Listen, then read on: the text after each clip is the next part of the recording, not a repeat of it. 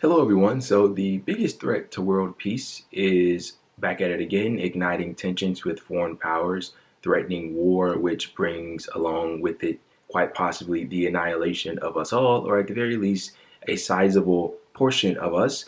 Of course, I'm referencing the United States, their involvement with the situation in Taiwan, pertaining, of course, as well to the People's Republic of China. So I have some not particularly new news. We've known this for basically like a week or so now, but I'm just now getting around to it. The United States is, of course, continuing the trend that they have been continuing as it pertains to Taiwan, and the U.S. has authorized another arms sale to Taiwan. Now, before I get into this, I would like for you to ask yourself a question.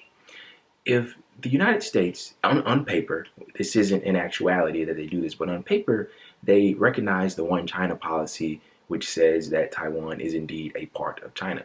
So if Taiwan is a part of China and the United States on paper recognizes that, although that isn't their policy, why do they need to give arms to Taiwan, which is a part of China? And China has been continuously reprimanding them, as we'll get into with this that I have prepared for us today.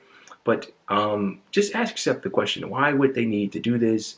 Why do they need to send weapons to Taiwan? Why do prominent political figures in Washington need to take little joyrides to Taiwan after China has very staunchly expressed that they should not do so, that they should stay away, that there would be consequences if they did so? And we've seen that there have been consequences very strategically from the People's Republic of China.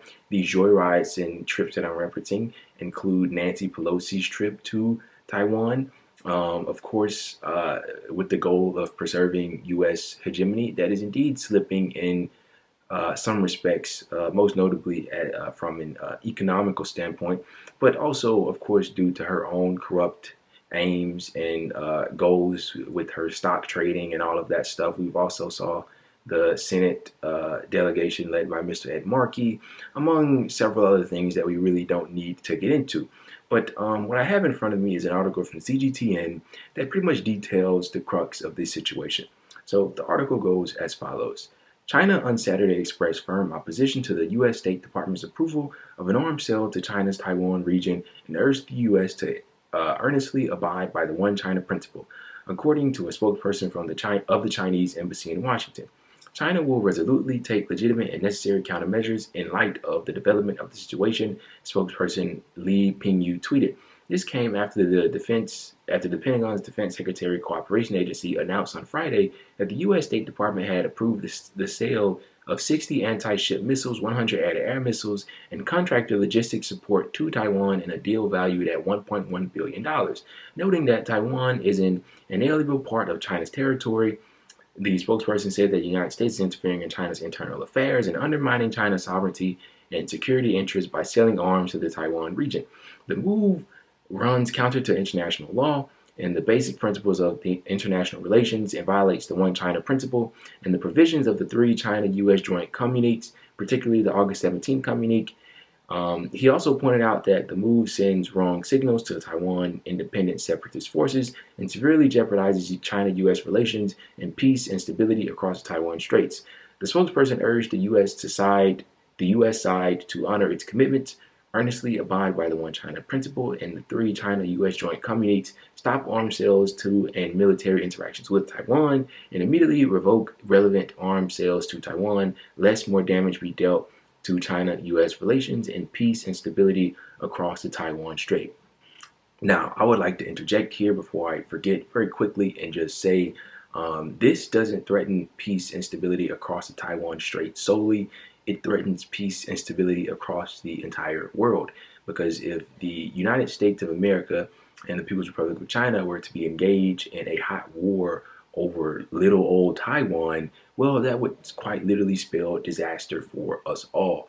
And I think we can all agree, no matter where you fall on the ideological spectrum as far as your opinion on this, that is preventable and it should be prevented, because if it were to come into fruition, that being a war between these two great powers, everyone would suffer as a result. But As it pertains to what's going on here, they are, of course, continuing their very egregious policy of igniting tensions with China, kind of like the same thing they're doing in Ukraine with Russia. Basically, their goal, their aim, as they've told us, as they've been showing us, they don't hide or they haven't been hiding this at the very least.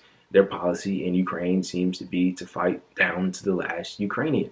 And not only that, but they also seem to want to weaken Russia as a result. But I think it's pretty obvious if you've been paying attention and you're objective about these things, that these things haven't been going very well for the United States because Russia isn't as weakened as they say. These sanctions, these sweeping sanctions that they've rushed in to counter Russia's military operation, as they call it, have not been doing the deed as they said that it would. In fact, it's been harming people here at home in the United States, as well as the Europeans in their country, as they are threatened with a very, very cold winter to come.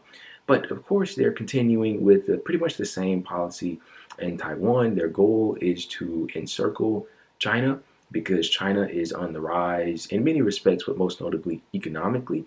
And the United States is on the descendancy economically. And they would like to stop this because when things like that happen, shifts begin to take place, and influence, authority, power begin to go from one to another. And the United States would like to stop this. And the way that they are seemingly trying to prevent this from happening is through militarism. And what better way to exercise militarism than to arm little old Taiwan that sits right off the coast of China and undermine the one China principle? And if you think that this is somehow hyperbolic or ridiculous, there's articles, there is literature that is published, that is readily available for you to look up and check out, that goes into pretty good detail about past U.S. policy as pertains to Taiwan and China, about the fact that there were nuclear weapons in China not in China, excuse me, in Taiwan, that the U.S. once pointed at China, threatening to destroy and annihilate innocent Chinese civilians, all to preserve U.S. influence, hegemony, as well as many other different factors that play into this. But this is very crude development, but it's nothing different from what you would see from Washington. And in the beginning, just to wrap this up, I believe I referenced the biggest threat to world peace. And I was indeed referencing the United States. Why? Because there was a poll that had took place, the Win/Gallup International Survey, as it's called. They asked people all over the world which country they felt was the greatest threat to world peace. And this, mind you, this is from 2013. So we're 9 years, or I'm not good with math. I believe it's 9 years from now, from 2013, and I imagine that this number, this percentage at the very least, could be up from that. But from this poll, the U.S. was overwhelmingly the favorite, the choice for the country that represent the greatest threat to peace in the world today, standing at a whopping 24%. It was followed by Pakistan at 8%, hardly even close. So outside the walls of the states, where the propaganda is different, people see the world, the world for what it is, and the U.S.'s actions for what it is, and they quite accurately deem them as the biggest threat to world peace based upon what they see. And that policy that has earned them that title is definitely continuing, and we're seeing it with these arms sales that they're giving to Taiwan, as well as Ukraine, rejecting peace deals, interfering with peace deals specifically pertaining to Ukraine, keeping the war going over there. And it doesn't seem like it's going to stop. And I just want you to consider for a second, what if China decided to, sell weapons and send Chinese politicians to, California to align with separatist forces over there? I mean, there would be a big freak out, and people would accurately call it for what it is. It's meddling in a country's foreign affairs, that you have no business doing so. But anyway, this is a bit of a new development that we've gotten. It's pretty much the same policy, nothing new in that respect, but the world is definitely much less safer